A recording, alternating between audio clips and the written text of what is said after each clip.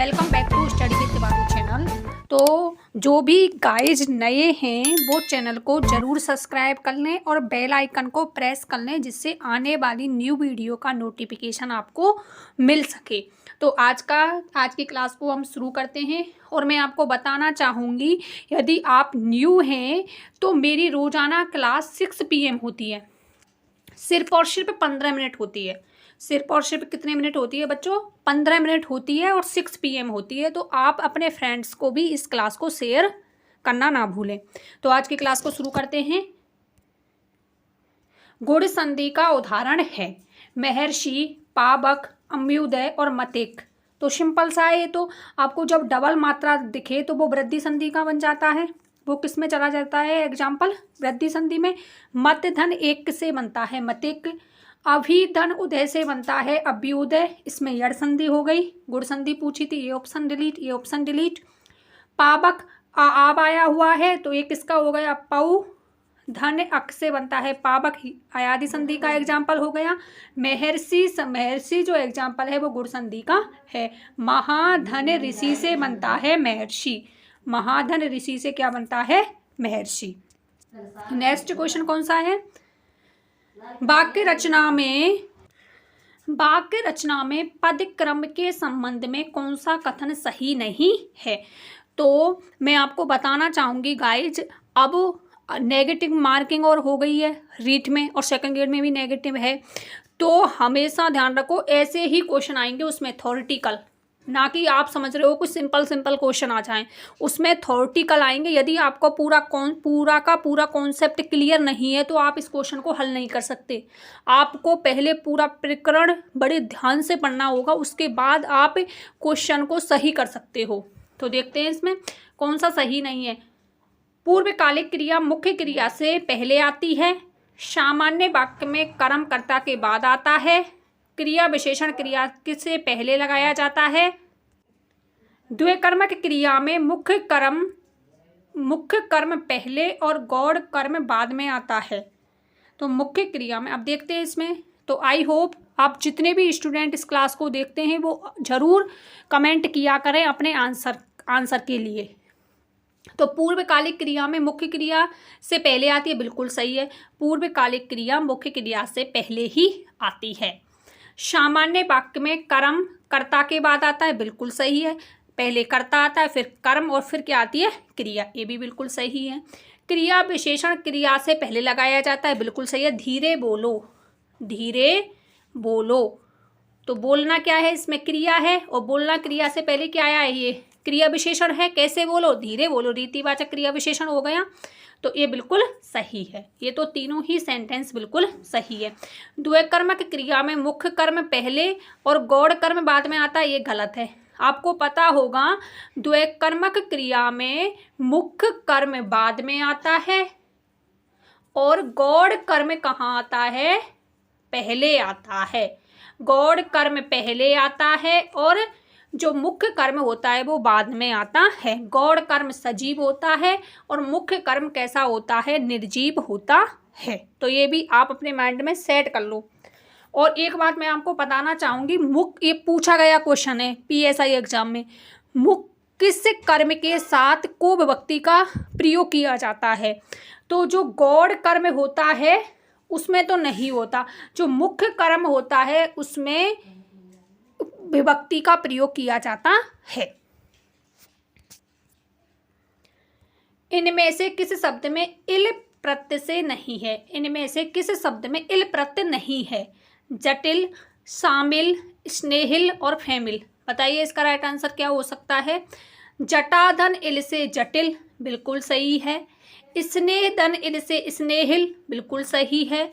Fan धन इल से फैनिल, बिल्कुल सही है। फैन आप जानते हो झाग के लिए आता है, लेकिन श्याम धन इल से शामिल बनता है। जैसा शब्द जो अर्थ संयुक्त शब्द का है वही अर्थ प्रत्यय और मूल शब्द करने के बाद निकलना चाहिए, लेकिन इसमें शामिल में श्याम धन इल से शामिल बिल्कुल गलत है। ये मूल शब्द है। ये कैसा शब्द है? रूढ़ शब्द। तो इसमें इल प्रत्यय नहीं है। किस शब्द में प्रत्यय है? ननिहाल, बेहाल, खुशहाल और बहाल।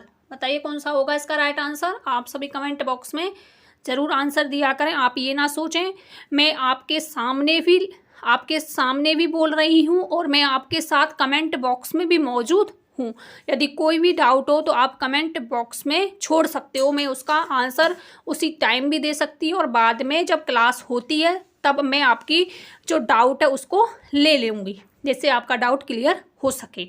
तो बताइए, और रोज़ाना क्लास 6 PM होती है, तो सभी स्टूडेंट 6 PM क्लास को डेली अटेंड करें।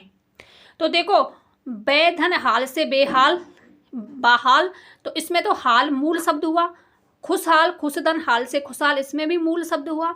बेहाल इसमें बे उपसर्ग है और हाल क्या है, मूल शब्द है। लेकिन ननिहाल शब्द नानी धन आल से बना है। हमेशा ध्यान रखो, हाल कोई भी शब्द नहीं होता, हाल क्या है, आल। आल कोई भी प्रत्यय नहीं होती, प्रत्यय होता है हाल। तो ये आ का जो रूप है वो किस में कन्वर्ट हो जाता है, हा में कन्वर्ट हो जाता है। तो ननिहाल में आल प्रत्यय है, ना कि हाल, ये भी आप ध्यान रखें।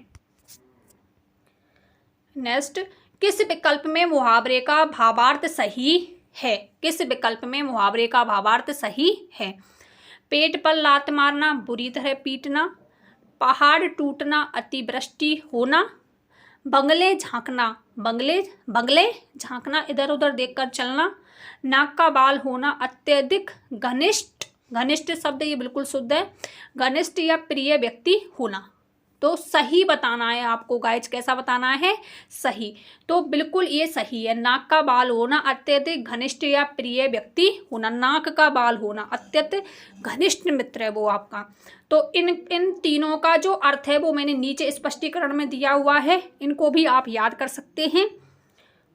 पेट पर लात मारना, रोजी रोटी छीनना, पहाड़ टूटना, भारी विपत्ति आ जाना, बंगले झांकना, उत्तर ना दे सकना। इधर उधर देखना नहीं होता, इसका आंसर होता है उत्तर ना दे सकना। तो जैसा कि आपको पता है, मैं आपके लिए एक क्वेश्चन पर्यायवाची शब्द का लेके आती हूँ। कल भी मैंने आपको एक क्वेश्चन पर्यायवाची का कराया था, उसके बाद उसका फुल स्पष्टीकरण भी किया था, जिससे आपका जो पर्यायवाची का शब्द कोश है वो ज़्यादा से ज़्यादा हो सके। तो एक कैप्सूल हम पर्यायवाची शब्द का भी लिया करेंगे, जिससे हमारी जो मेमोरी है ना वो और भी मजबूत होती चले, स्ट्रॉन्ग हो जाए कैप्सूल लेने से। कामदेव, मदन, कंधर्व, झककेतु, अनंग, विष्णु, चतुर्भुज, रमेश, शेषशाही और गिरीश, इंद्र, सुरेश, शक्र, सचिपति, विरूपाक्ष, कृष्ण, केशव, माधव, गिरिधारी और घन को दंड। तो आप मैं इसको हटा देती हूँ, आप देख सकते हो घन को दंड। तो सभी के सभी संगत होने चाहिए। देखो कि कृष्ण के केशव भी बोलते हैं, इसे माधव भी बोलते हैं, गिरधरी इसने पर्वत को धारण किया था, तो ये भी है। लेकिन घन को दंड किसका पर्यायवाची है, ये इसका नहीं है। कृष्ण का धन को दंड होता है गाइज धनुष का। किसका है, धनुष का। तो ये ऑप्शन डिलीट। इंद्र का सुरेश, शक्र, सचिपति मतलब जो सची है उसके पति भी हैं इंद्र, और विरूपाक्ष ये बिल्कुल गलत है। आपको पता होगा विरूपाक्ष मंदिर कहाँ बना हुआ है, आपने पढ़ा होगा, बताना कमेंट बॉक्स में। विरूपाक्ष ये किसके लिए आता है, महादेव के लिए। किसके लिए आता है, महादेव के लिए। किसके लिए, महादेव के लिए। तो ये ऑप्शन डिलीट। विष्णु से चतुर्भुज बिल्कुल सही है। रमेश बिल्कुल सही है। रमा धन ईश, तो रमा लक्ष्मी को कहते हैं और लक्ष्मी के पति कौन है, विष्णु। शेषशाही उनकी जो सैया है वो किस पर है, शेषनाग पर, ये भी बिल्कुल सही है। लेकिन गिरीश किसे बोलते हैं, गिरीश भी हम महादेव को ही बोलते हैं। ये ऑप्शन डिलीट। इसमें संगत पूछा था, तो पहला विकल्प बिल्कुल सही है। जो पहला विकल्प है वो बिल्कुल सही है। कामदेव के मदन भी बोलते हैं इसे। कंदर्व, कंद बोलते हैं मूल जड़ वगैरह से उत्पन्न होने वाला। झक केतु, झक आपको पता होगा किसका पर्यायवाची होता है, झस पर्यायवाची होता है मछली का। झस किसका पर्यायवाची होता है, मछली का। झस और केतु बोलते हैं ध्वजा। केतु किसका पर्यायवाची है, ध्वजा। अब इस प्रकार से याद करो, झस हो गया मछली का और केतु हो गया ध्वजा का। जिसकी ध्वजा मछली के समान है वो कौन है? कामदेव। और अनंग, अनंग बोलते हैं अनधन अंग, जिसके अन माने नहीं और अंग माने वस्त्र, जिसके अंग नहीं है, निर्वस्त्र है, उसे भी कामदेव बोलते हैं। तो फर्स्ट विकल्प बिल्कुल सही है। अब इसका स्पष्टीकरण देखते हैं।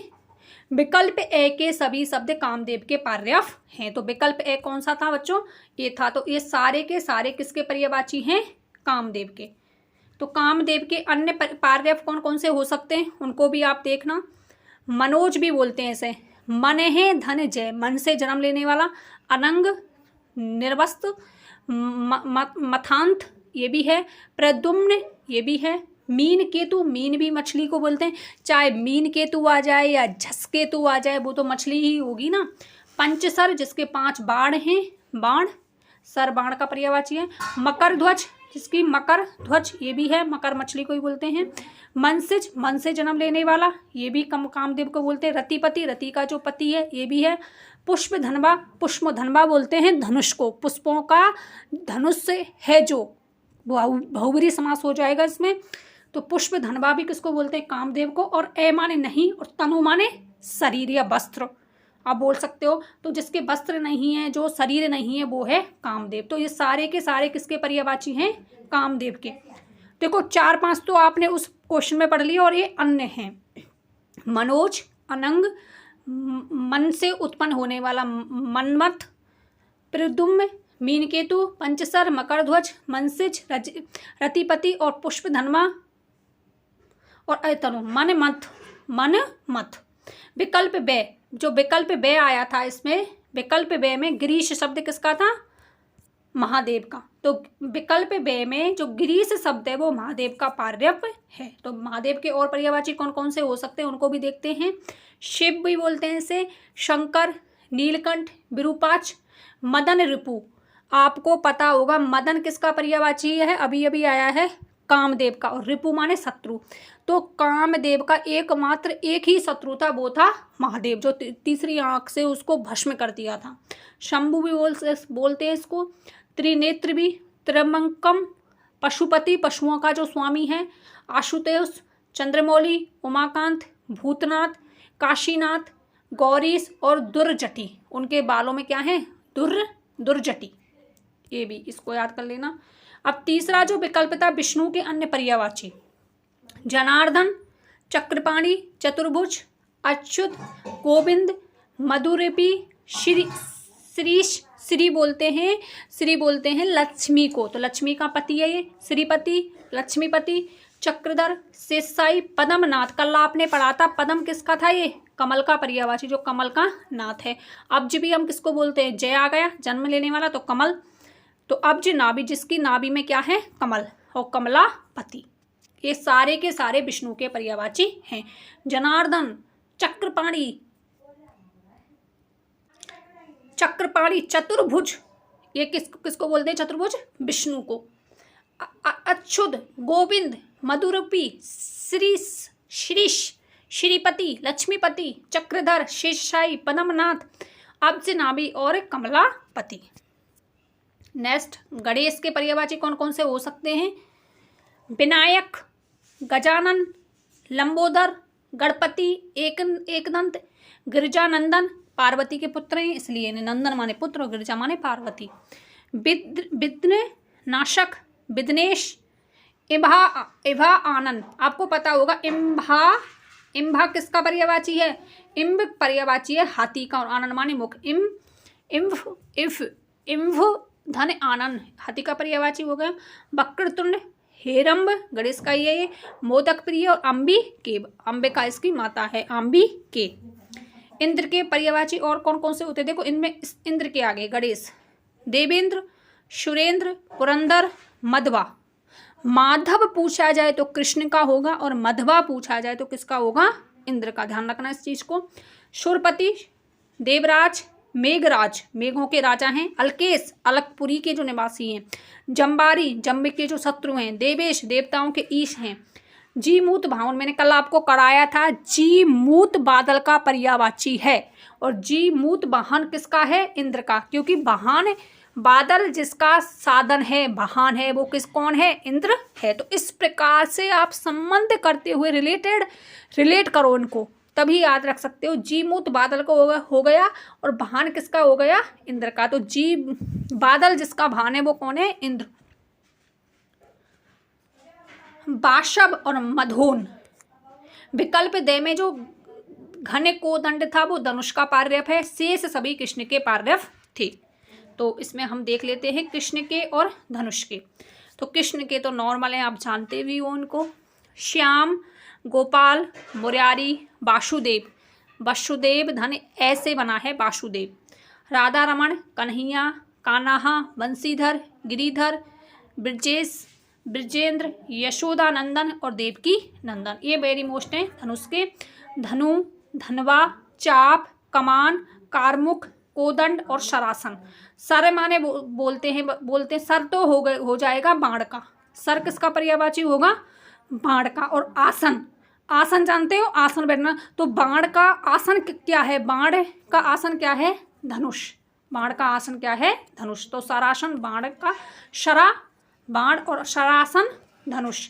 धनु, धनवा, चाप, कमान, कारमुख, कोदंड और कौन सा हो गया? सरासन। तो गाइज ये थे पर्यायवाची शब्द। मैंने आपको एक क्वेश्चन कराया है, सिर्फ एक क्वेश्चन कराया पर्यायवाची शब्द का। उसमें मैंने आपको पूरा का पूरा एनालिसिस करके बताया है कि इसके कौन कौन से पर्यायवाची हैं। तो कोदंड किसका था? धनुष का। विरूपाक्ष किसका था? शिव का। गिरीश किसका था? शिव का। और बाकी किसके थे? ये कामदेव के। ये बिल्कुल सही है। कंदर्व, झसकेतु बोलते हैं इसको। तो आई होप आपको ये सेशन बहुत ही अच्छा लगा होगा। तो फीडबैक के रूप में आप अपना फीडबैक कमेंट बॉक्स में ज़रूर देना। मिलते हैं इसी प्रकार के महत्वपूर्ण क्वेश्चनों के साथ, प्लस एक कैप्सूल पर्यायवाची का। तो आप क्लास से बने रहें, लाइक शेयर और सब्सक्राइब करते रहें। मिलते हैं नेक्स्ट वीडियो में।